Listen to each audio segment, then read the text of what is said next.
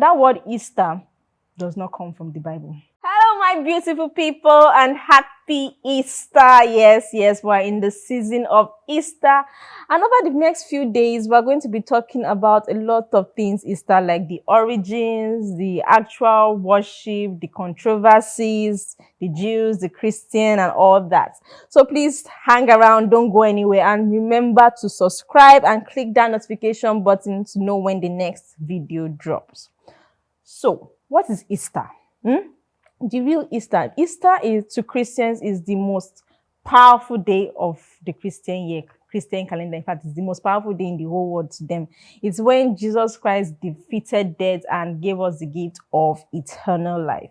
But like most things, most important things in the world, Easter has its own controversies, and one of them is the date and the name. So there are some issues where people say that Easter is actually not a Christian holiday, it's a pagan holiday, and that even the name Easter is not what it's supposed to be. Easter is a pagan name.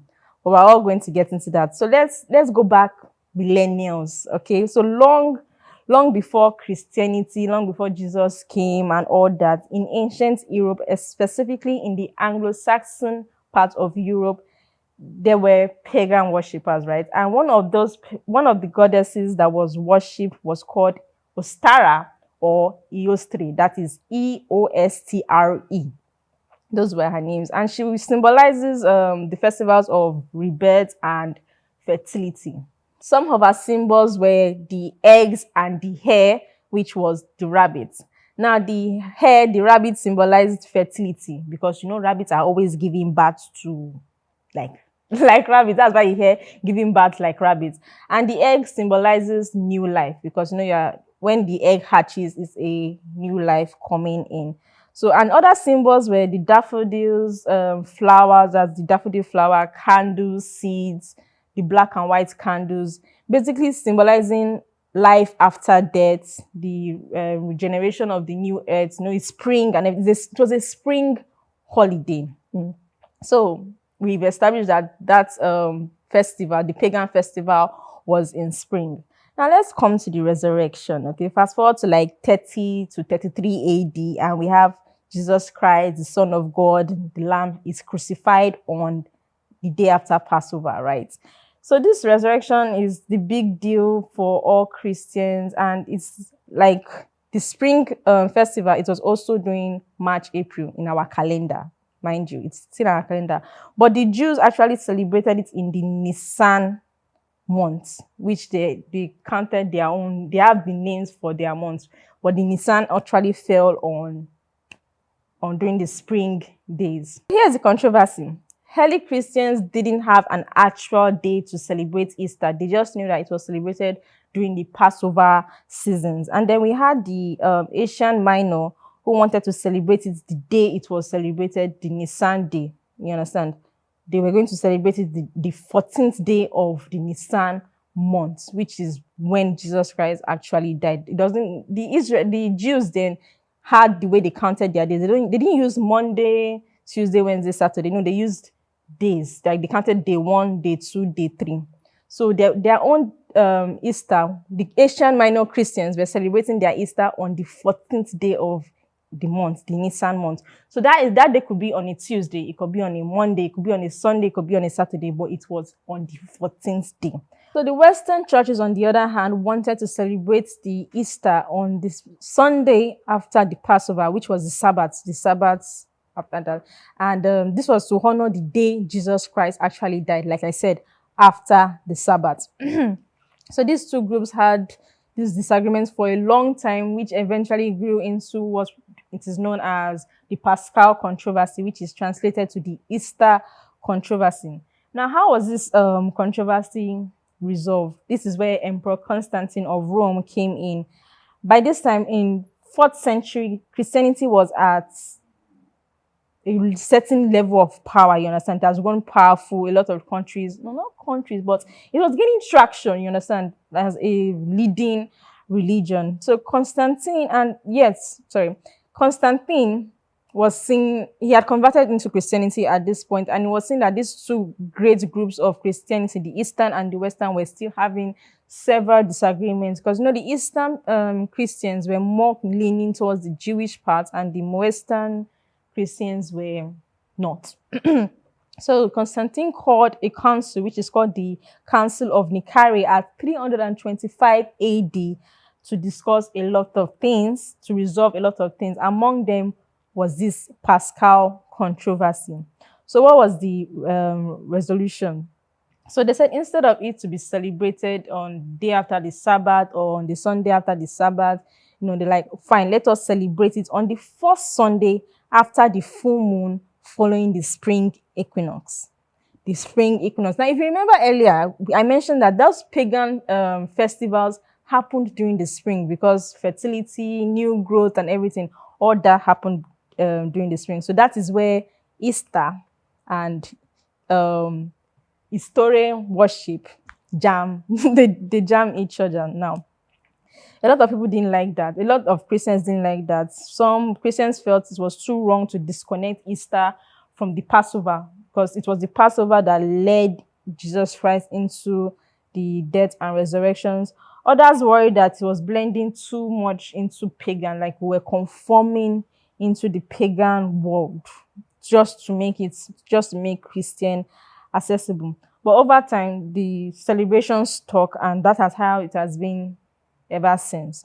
Now, how did Christians take over the pagan ritual, the History ritual? So here's the thing: when pagans were celebrating Earth's new renewal, Christians were celebrating rebirth through Jesus Christ.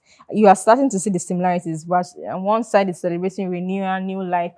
Christians are celebrating new birth. The empty tomb replaced the fertile field. You understand?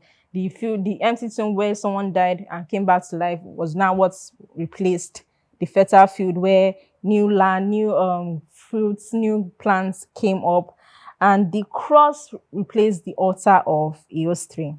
Even the eggs, which symbolizes new life in the pagan religion, Christians saw it as the way of the tomb being open and Jesus Christ stepping out. So basically, they kind of merged into each other. So that was a lot of complications, which also promoted why they said Easter is not a Christian holiday. Well, now the name Easter, like I told you, the name Easter came because of Eostre. Okay, first of all, Easter is a Germanic English name. It's an invention. It was not the name that the Jews actually called it. Okay, the Jews still call it basically the Passover, but we're going to get into that. So that word Easter does not come from the Bible. You can come from me, but it does not come from the Bible. It actually comes from the Old English called the month is Eostre month. That's what we call April now. That month, the olden days now, languages have changed and everything. So that month, that April month, was called Eostre month, which is the goddess Eostre's month. Now, because the Constantine has put that religion on that same day, they now moved the Eostre worship to Eostre, since everything is happening on Eostre month. So they call it Easter celebration. Whether it's pagan, whether it's Christian, everything is Easter. That is why you still see some people celebrating the rabbits and the eggs, while some people celebrating cross. They are choosing their own Easter. Some people don't even know why they are celebrating celebrating with rabbits and eggs. They just think it's part of the godly, the Christian Easter. Meanwhile, it's the pagan Easter. So we're celebrating two different religions with the same name. But other languages did not accept this name. The French still chose to call it what was called in the past in their language. They call it the Passover. Okay, so the Greek called it Pascha, the Greek and Latin, which is still Passover for in Jews, or what do they call it again?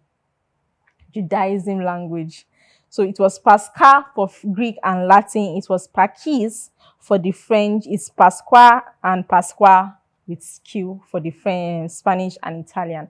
I'll take that again. Pascha with the Pascha for Greek and Latin. Pakis for the French. That is Paqueus for the French. We have the Pasqua, Pascua for the Spanish, and Pasqua, that is Pasqua for the Italian. So You know that there's a lot of controversy. People will say no, it's still the same religion, everything is inside it. And yes, fine, God created everything, but there is still intention. If you are going to be celebrating Easter, at least have the knowledge to know what you are celebrating. Celebrate it the right way. If you are celebrating the pagan Easter, fine, the bunnies, the hares, the candles, and everything, but at least know what you are celebrating. Do not accord one tradition to another.